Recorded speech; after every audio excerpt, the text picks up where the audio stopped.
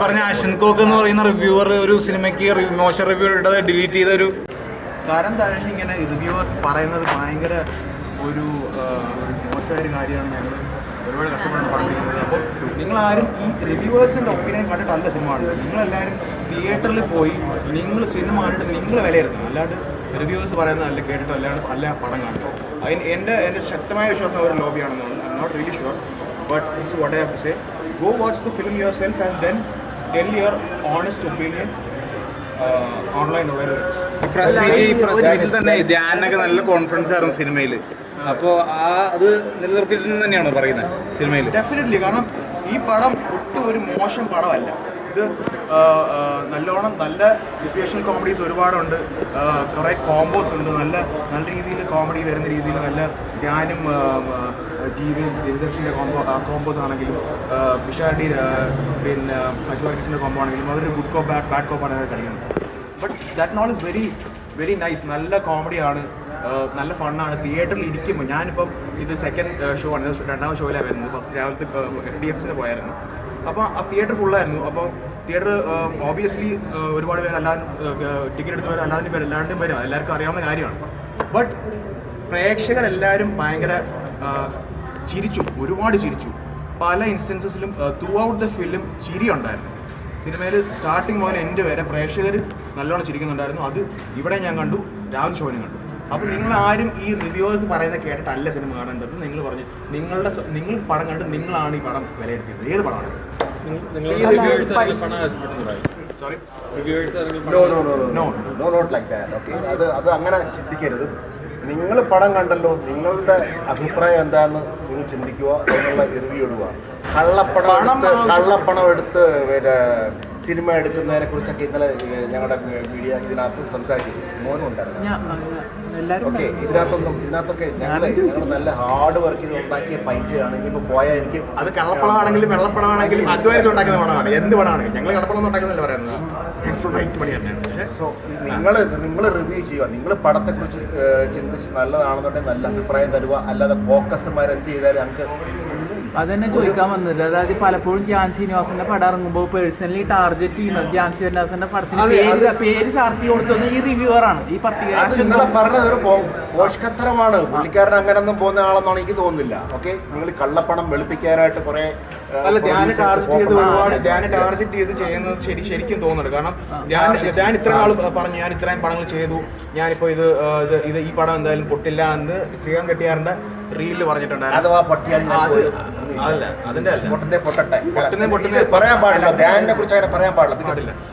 He really expected so much from this film. We also feel that this film is a very good film. Yeah. So you guys should go watch the film and then tell your honest opinion. Do not rely on reviewers. പൈസ ചോദിക്കുന്നത് നിങ്ങൾ ആരോ ഒരാൾ പൈസ ചോദിച്ചിട്ടുണ്ടാവും എന്നൊന്നും എനിക്ക് അറിയില്ല. ഞങ്ങൾ ഇവിടെ ഉള്ളവരല്ല. ഞങ്ങൾ സൗദി അറേബ്യയിലെ 86 മുതലുള്ള ആൾക്കാരാണ്. ഇവിടെ 8 പടം എടുത്തിട്ടുണ്ട്. എല്ലാം നല്ലപോലെ പോയിട്ടുണ്ടെന്നാണ് നമ്മളെ വിശ്വാസം. ഞങ്ങളെടുത്ത ട്യൂമൻ എന്ന് പറഞ്ഞ പടം ഓടാത്തത് ഇതുകൊണ്ട് തന്നെ അടുത്ത ഈ പറഞ്ഞ ചോദിച്ചമാർക്ക് ഞങ്ങൾ കൈ പറഞ്ഞു. അല്ല, ഈ റിവ്യൂസും പേഴ്സണലി ടാർഗറ്റ് ചെയ്യുമെന്ന് വിചാരിക്കുന്നുണ്ടോ? പേഴ്സണലി ഞാൻ ശ്രീനിവാസന്റെ നടനെ പലപ്പോഴും ടാർഗറ്റ് ചെയ്യുന്ന പോലെ റിവ്യൂസ് വരുന്നുണ്ട്. അപ്പൊ ഈ റിവ്യൂ ടാർഗറ്റ് ആയിട്ട് അത് നമുക്ക് തോന്നുന്ന പേഴ്സണൽ ഞാൻ പറയാം പേഴ്സണൽ ഒപ്പീനിയൻ ആണ് നമ്മൾ പറയുന്നത്. അല്ലാണ്ട് നമ്മൾ അടിച്ചേപ്പിച്ച് നമ്മുടെ അഭിപ്രായം ആളിനെ അടിച്ചേപ്പിക്കുകയല്ല. എൻ്റെ പേഴ്സണൽ ഒപ്പീനിയൻ ആണ്. ഇത് ടാർഗറ്റഡ് ആണെന്നതിനാണ് എൻ്റെ ശക്തമായ വിശ്വാസം. അല്ല, അദ്ദേഹത്തിന്റെ പേരെടുത്ത് പറയാൻ അല്ലാത്ത കാര്യങ്ങൾ ചോദിച്ചു കൊടുക്കുക. അല്ലാതെ ആര് പൈസ വാങ്ങിച്ചെന്നോ മറ്റൊന്നും ചോദിക്കുന്നത്. ഇന്നലത്തെ കള്ളപ്പണം എന്ന് പറഞ്ഞ സംഭവം ഇന്ന് സിനിമയെ ബാധിച്ചിട്ടുണ്ടെന്ന് തോന്നുന്നു. ഓഫ് കോഴ്സ് ബാധിച്ചിട്ടുണ്ട്. അതായത് ഇപ്പോഴും എല്ലായിടത്തും നല്ല റിവ്യൂ തരുന്നുണ്ട്. ചിലതൊക്കെ ഞാൻ നേരത്തെ പറഞ്ഞതുപോലുള്ള ചില കാര്യങ്ങൾ കിട്ടുന്നുണ്ട്. അത് എന്തുകൊണ്ടാണെന്ന് ഞങ്ങൾക്ക് ഇവിടുത്തെ സിസ്റ്റം ഒന്നും അറിയില്ല. ഞങ്ങൾ NRIs എടുത്ത ഒരു മൂവിയാണ്. അതിനെ സപ്പോർട്ട് ചെയ്യേണ്ടത് നമ്മുടെ കേരളത്തിലുള്ള ജനങ്ങളുടെ ഒരു ഇതാണ് അല്ലേ. നിങ്ങളെല്ലാവരും സപ്പോർട്ട് ചെയ്ത രീതിയിലുള്ള റിവ്യൂ ഇട്. പടം നല്ലതാണെന്ന് നിങ്ങൾക്ക് തോന്നുന്നുണ്ടോ? അല്ല, പടം നല്ലതാണെന്ന് തോന്നുന്നുണ്ടോ? നിങ്ങൾക്ക് തോന്നുന്നുണ്ടോ?